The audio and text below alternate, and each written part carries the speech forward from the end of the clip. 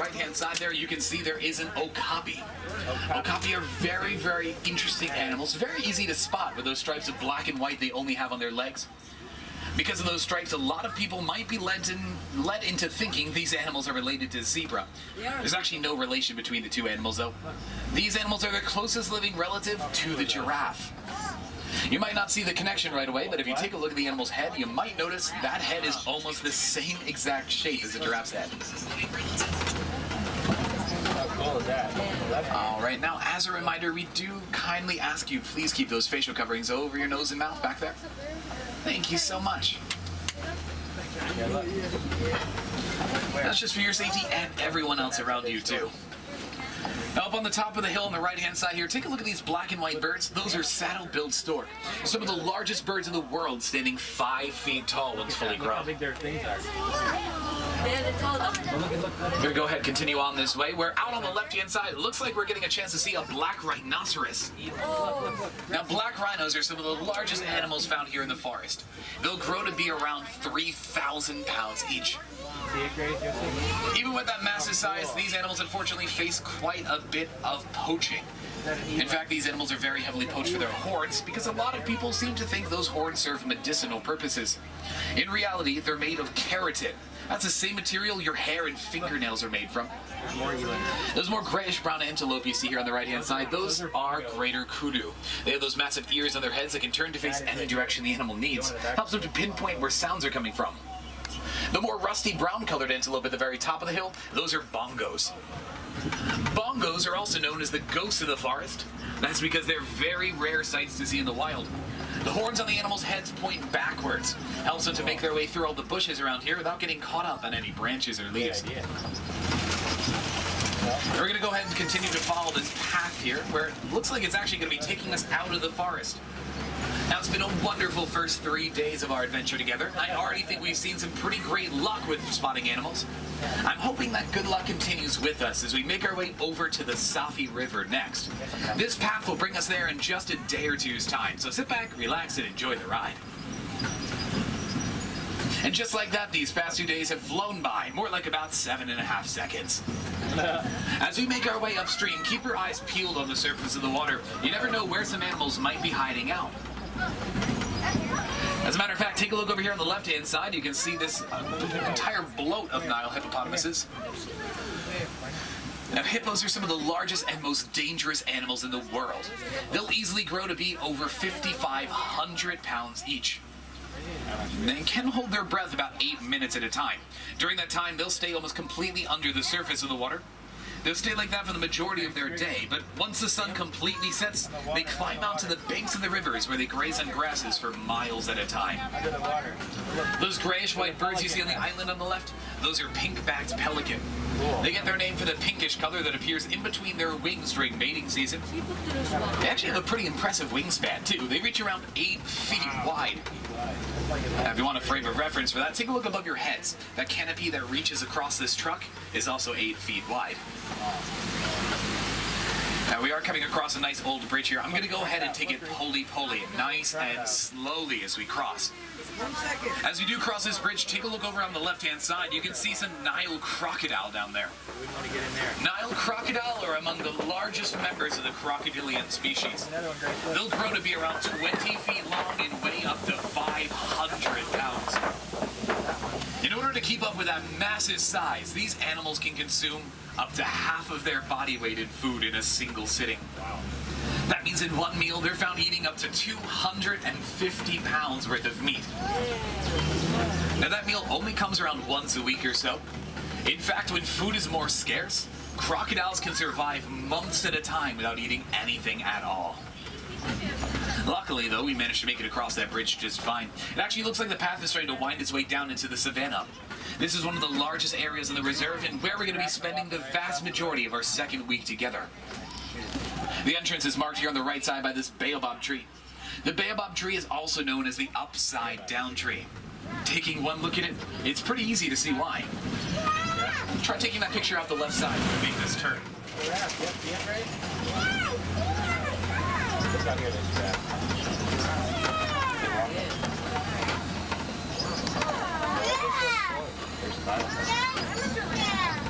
Now those trees, they are also called the tree of life because during the drier seasons, the thousands of gallons of water they hold inside become a source of water for all the animals that live out here.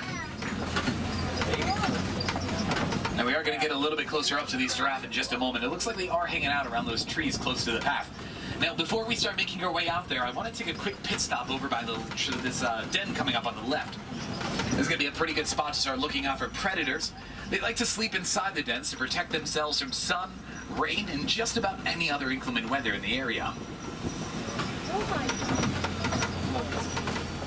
As a matter of fact, take a look inside the den right there. You can see an African wild dog. African wild dog are also known as the painted dog. They get that name from the paint markings that completely cover their coats.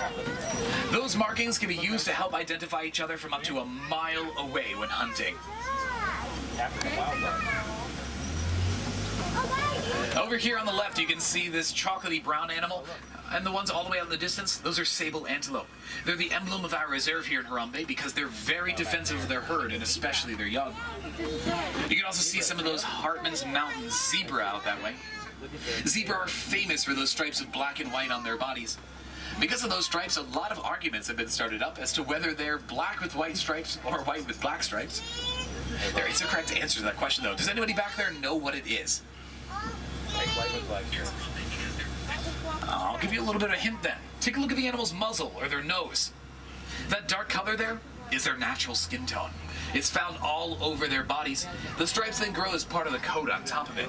It means then that these animals are in fact black with white stripes after all. Now, all these gray animals on either side of the truck here, those are wildebeest. Wildebeest are known for gathering in herds of up to 1.5 million animals at a time. In order to keep up with those herds, a newborn can start running just 15 minutes after birth.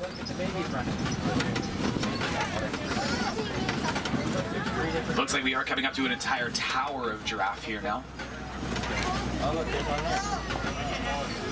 Yeah, group them together is a tower. It's a pretty fake name considering they are the tallest land mammals on Earth. They actually grow to be about 20 feet tall once fully grown. Look at that. They do get a very big kickstart on that number right from birth. As a matter of fact, a baby giraffe begins life standing 6 feet tall. They're also welcomed into the world by a 6-foot drop straight onto the ground. It does serve a very important purpose for the animals, though. The impact of the ground compresses their lungs and kickstarts their first breath for them. You can actually see the two babies out here just ahead of us on the right-hand side. They don't have that. They're just starting to get a little bit more confident now, walking a little bit further away from their mother, but the mother's never too far away. Look at that. How cool. You can see those ossicones on the tops of their heads, those points at the top of their skull. Those are actually still pretty soft cartilage at this point. You can see those pom-poms on the top that protect them.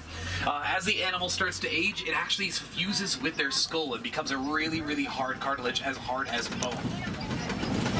On the right-hand side, take a look down that path. You can see those tan, brown, and white antelope. Those are my favorite animals out here. They're called springbok. They get their name for their ability to quite literally spring into the air 6 feet off the ground and 13 feet forward. That means if they wanted to, those tiny little antelope can jump straight through this truck. Now, you're not going to find the springbok up on those spotting guides. The closest thing to them are going to be their close relatives, the Thompson's gazelle, the Tommies as they're called. The Thompson's gazelle, though, they tend to be a little bit larger and they don't run quite as fast or jump nearly as high. Out here on the right-hand side, though, you can see the animals with humongous horns on their head. Those are Ankoli cattle. Ankoli cattle are also known as Watusi cattle, after the Watusi people who first domesticated them. You can see the one up there on the top of the hill. That is the male, the one that's completely brown. They have the largest horns of the bunch. Now, they look like they would be very heavy to hold up, but in reality, those horns are a honeycomb structure inside. They're mostly made of air and only really weigh about 5 pounds or so each. Instead, there's a lot of blood vessels that go up through those horns. As the blood is pumped up there, it's cooled off by the air around them. It works like a natural air conditioning system. Now, I know it can be a little bit hot out here, but we do kindly ask you please keep those facial coverings on back there. Thank you so much. Take a look over here, though. On the right-hand side, we are coming past this fallen down tree. And that's a pretty good indication that bulldozers of the savannah or the mighty elephant might be around. You can actually see an elephant out here on the right-hand side now. The African elephant is the largest land mammal on Earth. They can weigh about 13,000 pounds each. These animals are very easy to identify, not only for their color and size, but for some of their features as well. Like, for instance, those massive ears you see flapping back and forth through the air. A lot of people say those ears kind of look like the shape of the continent of Africa. By flapping those ears back and forth, the animals can actually cool themselves down by as much as 15 degrees Fahrenheit. It means a hot day out here when it might get up to 90 degrees. To the animals, it could feel a lot closer to 75. That's a much more comfortable temperature. They also have those ivory tusks on their face. They can actually use those tusks to poke holes in the sides of the baobab trees. That's how they get the water to flow out of them. Now, of course, it is very difficult to talk about elephants without at least mentioning those trunks. Elephants have what's known as a prehensile, or finger-like trunk. It's that finger-like nature that lets them do things like pick food up off the ground and bring it to their mouths to eat, or hold up to 5 gallons of water at a time inside.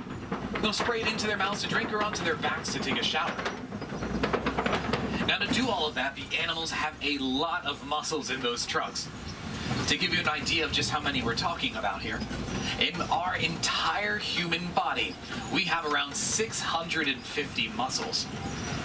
Just inside of an elephant's trunk, there's about 40,000 of them.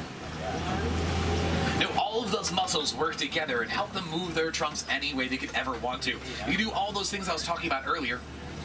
They can actually pick up to around 700 pounds of anything they could wrap those trunks around. But they can be so precise with them, an elephant is able to pick a single blade of grass up off the ground with those trunks. Now, one of the most amazing things we learned about these animals by studying them right here on the reserve is that elephants are afraid of bees. That fact came very much in handy when we learned farmers here in Africa were suffering from having elephants trample over and destroy their crops. It wasn't good for the farmers, destroying their only source of income, but they also became very defensive of their land, and, well, let's just say it didn't have a happy ending for the animals either. We decided to help out this situation by building fences around the farmer's property and incorporated beehives into those fences. It was very successful to keep the elephants away from the crops, saving both the crops as well as the elephants' lives. Yay, indeed. In fact, that program was so successful, they cannot produce enough honey to keep up with demand from the program. It means that they aren't even able to sell to anyone outside of local areas, and they line up for quite a while to be able to get their hands on some of that honey. It's an incredible way that conservation has really proven successful and helped both humans and animals alike to coexist. Now, coming up on the left-hand side here, you can see these greater flamingo. They're the largest of the flamingo species and the lightest in that pink color they're known for. That color comes from their diet, which consists mostly of brine shrimp. It's very rich in beta-carotene. It's that beta-carotene that dyes their feathers for them. If you look nice and closely at the island, you might notice it takes on almost a familiar mouse head shape. Kind of interesting how that works out here in nature. If you look over by this right ear, though, the one closest to us, you might notice those birds are a little more white and gray in color. Those are baby flamingos. The babies start out that dullish gray. They'll slowly turn white over time before finally reaching that pink we all know them to be. Now, those giraffe, a group of them together, is known as a tower. Do you know what you call a group of flamingos together? Does anybody back there know? If you do, shout out nice and loud. Flamboyance! Flamboyance, absolutely correct. Very fitting name considering just how brightly colored they are. Ooh, let's try another one. Does anybody know what you call a group of zebra together? Dazzle. What is it? A dazzle. A dazzle, yeah, absolutely right. All right, let's try a hard one here. What do you call a group of cheetahs together? Don't say it, wait. Fast, they are fast, that is true. It's actually called a coalition. Now there's a mud pit over here on the left-hand side we're coming around. These mud pits are great resources for animals with sensitive skin. We'll keep our eyes peeled for these animals, as it looks like they have been rolling around in that mud recently. There's some big divots in the ground. Oh, but take a look up that hill, way up there, laying down. If you look just over that fallen down log, you can see about 2/3 of the way up the hill, there's a cheetah. Now, cheetah are the fastest land mammals on Earth. They go from a standstill to running at 60 miles an hour in less than 3 seconds. They can't hold that speed forever. They are sprinters instead of distance runners. After a few hundred yards, they have to slow down to catch their breath. Oh, there's another one a little easier to see if you look past this bunch of trees. Now, at their top speed, they can reach 72 miles an hour. At their top speed, they're taking 4 strides every second. Considering each stride covers around 23 feet, means a cheetah can run the entire length of a football field in 3 seconds flat. Up on the hill on the right-hand side, you can see those tan and white antelope. Those are scimitar-horned oryxes. The oryx is an amazing animal, capable of surviving 9 straight months without drinking any water of any kind. They can even reach an internal body temperature of 116 degrees Fahrenheit without breaking a sweat. Oh, but it looks like we're coming up to one of the more lazy cats, at least during the day. Take a look over here on the kopje on the left, this rock formation. You can see a male lion resting. Now, this is not a surprising sight to see. Actually, lions sleep about 20 hours of their day. That's because during the day, their eyesight's about the same as a human's, but at nighttime, it gets to be up to 6 times better. We're talking about a human with perfect vision, too, 20/20 eyesight. Now, generally, when you find a lion, there's a good chance there's a few more of them not too far away. Hopefully, we'll be able to get a view of some more of them in just a moment. You can see we're passing by another one of these scimitar-horned oryxes on the right-hand side. Oh, don't worry, there's nothing in the distance to see at all. Don't worry, nothing to see. Actually, this is a pretty good view. Those are white rhinoceroses there on the right. Now, white rhinos are the larger counterpart to black rhinos. They can grow to be 5,000 pounds each. They can run at speeds up to 35 miles an hour, and they can only see about 10 feet clearly in front of them. That combination of size, speed, and poor eyesight leads a group of the animals together to be affectionately called a crash.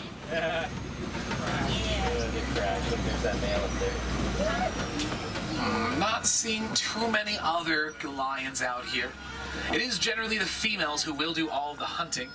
While the females are off hunting, the males will stay back to ensure the safety of the rest of the pride. As we continue on, though, looks like there's some burrows in the ground. These burrows might have been dug out by something like a warthog. As a matter of fact, take a look just over this fallen down log here. You can see at the very top of the hill, there is a warthog there now. Now, warthogs are related to domestic pig. Unlike domestic pig, they have those really cool rock star style mohawks on their heads. They also have those really long tusks on their face that help them to dig out the burrows they sleep at night. Oh, looks like we're getting a closer but not a better view of these white rhinos. You can see, though, they are completely covered in that mud from the mud pit we saw earlier. Now, white rhinos, they don't get their name from the color of their skin. It comes from a mistranslation of the Afrikaans word wijd. It actually translates to mean wide, refers to how wide their mouths are. That brown and white antelope you see, that's a bontebok. And those eggs you see are ostrich eggs. The largest eggs in the world are going to be 3 pounds each. It's the same size as 2 dozen chicken eggs. Now, the bontebok has a really interesting history behind it. As a matter of fact, in the sunlight, their coats start to get a sort of purplish color to them. It's a gorgeous sight to see, but unfortunately, it made them a very big target for poachers. The poaching got so bad that at one point, there were only 17 bontebok left in the entire world. It was only thanks to a quick-thinking farmer who built a fence around the last remaining 17 that they were saved from extinction.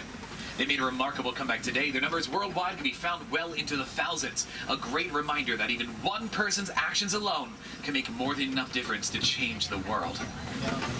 Oh, but take a look here on the left-hand side. You can see some of these Nigerian dwarf goats.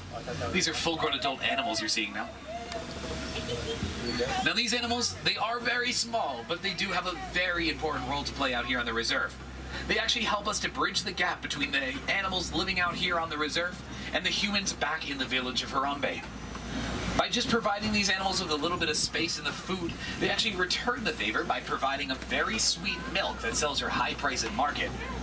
That means that villagers are able to collect that milk and sell it to make a living, and all that comes without having to expend the animals' lives. It's a great departure from poaching, which ends up not being a great output for the animals. But it goes to show that there are always amazing ways of living harmoniously with all the animals we share this planet with. On that note, we are heading out of the reserve, and that does mean our safari is coming to an end. I don't know about everyone back there, but I think we've had an amazing amount of luck spotting so many of the different animals. And really, it's just been so much fun. These past 2 weeks have flown by more like 20 minutes and 24 seconds or so. Absolutely incredible what happens when you're having fun. Now, have you been inspired by the animals you've seen to go see more animals? Asante Sana, thank you. Definitely go ahead and check out the Gorilla Falls Exploration Trail. It's around a 15 or so minute walking trail where you can find animals like colobus monkeys, gorillas, meerkats, Granny zebra. You can also earn a lot of Wilderness Explorer badges out there if that's what you're after. Now, my name is